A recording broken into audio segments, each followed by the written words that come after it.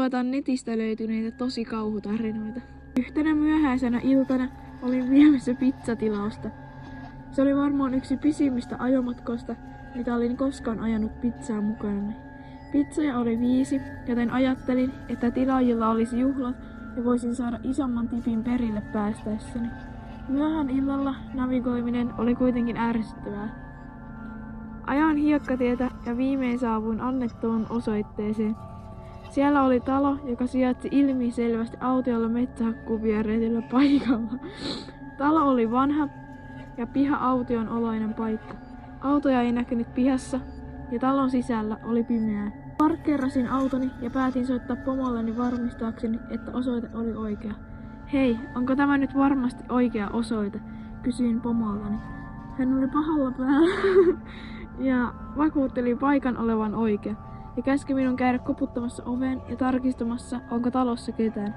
Pomoni yleensä suuttui 1 pizzan palauttamisesta, mutta 5 pizzan palauttamisesta hän voisi mahdollisesti antaa minulle potkut.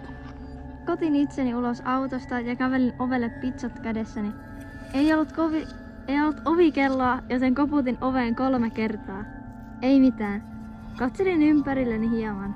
Olin vähän pettynyt. En siksi, että kukaan ei avannut ovea minulle, vaan koska tämä kaikki oli vain ajanhukkaa.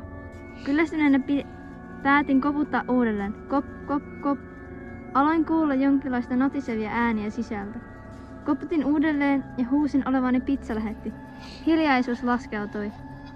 Tunsin oloni epämukavammaksi ja ajattelin lähteä, mutta juuri kun ehdin kääntyä, huomasin jotain ikkunassa.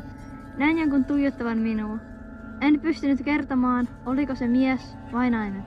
Ainoa asia, jota näin, olivat silmät, jotka tuijottivat minua. Ne silmät olivat niin auki kuin vain mahdollista.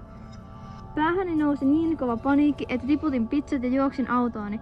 Paska-autoni ei meinannut käynnistää kuin vasta 3. avaimen käännöksellä. Hengitin raskaasti ja hikoilin. Keskityin tiehen ja ajoin suuntaan, josta olin tullut. Päästyäni vauhtiin autoni vaikutti menevän epätasaisemmin kuin aikaisemmin, ja sitä oli vaikea ohjata. Tunsin, että jotain oli vialla. En päässyt kauas, kun autoni alkoi pitämään nitisevää ääntä. Auto hidasti vauhtiaan, vaikka painoin kaasua. Viimein autoni pysähtyi. Astuin ulos autosta tarkistaakseni, mikä oli vialla. Hihoni meni kanalle. Renkaani oli puhkaistu ja osa niistä oli tippunut pois. Tämä oli tehty kaikille renkaista. Joku teki tämän sille välin, kun olin ovella pizzojen kanssa. Ajattelin kauhuissani. Juoksumisen sijaan astuin takaisin autoon ja lukitsin ovet. Olin niin lähellä taloa, että melkein selvästi näkemään sen, elleivät puut olisi olleet tiellä. Soitin hätänumeroon ja kerron kaikille, mitä tapahtui hälytyspäivystäjälle. Hän kertoi, että poliisit olisivat matkalla ja minun pitäisi pysyä piilossa. Kysyin, kannattaisiko minun juosta vai pysyä autossa. Hän ehdotti minun pysyvän autossa, ovet lukossa. Hän käski minun pitävän puheluun niin kauan päällä, kunnes poliisit olisivat paikalla. Koko vartaloni tärisi pelosta. Kaikista suunnista näkyvän pimeää, loputonta metsää. Kytillä kestäisi ikuisuus tulla paikalle. Tunsin itseni todella epämukavaksi istuvassani autossa niin lähellä taloa, jossa asui joku, joka teki tämän. Seuraava osa kuitenkin on jotain niin kamalaa, se tuhosi minut. En ikinä tule pääsemään yli siitä ja tärisyttää minua tähän päivään asti. Ja toivon, ettei kenenkään tarvitsisi tuntea samanlaista pelkoa. Katsellessani ulkopuolelle, varmistaakseni ettei kukaan ole varmasti ulkona, katsoin yläpeiliin. Näin auton takana noin 10 metrin päässä sen saman henkilön, joka oli tuijottanut minua ikkunassa. Henkilö oli sairaan näköinen nainen. Ne samat silmät, jotka olivat niin auki vain olla voi. Huomasin, että nainen alkoi hymyilemään. Tyhjä hymy katsoi minua suoraan peilin kautta. Olin niin peloissani, että nousin ulos autosta ja juoksin niin lujaa kuin pystyin. Juoksin niin kauan, kunnes minulta loppui happi. Viloin jättimäisen kaatuneen puun taakse. Laitoin käteeni suun eteen hiljentääkseni raskaan hengitykseni.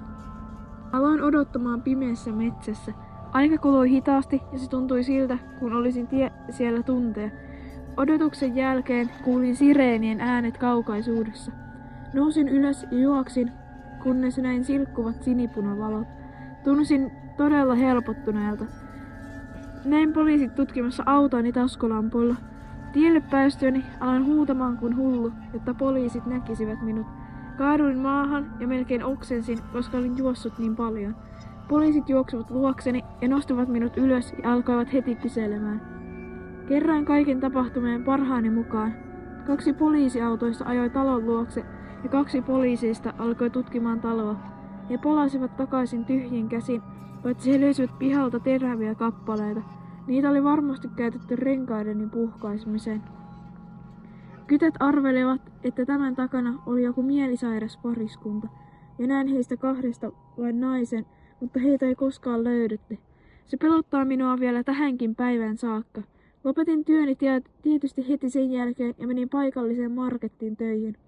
En silti ikinä unohda sitä naista, jonka näin autoni takana.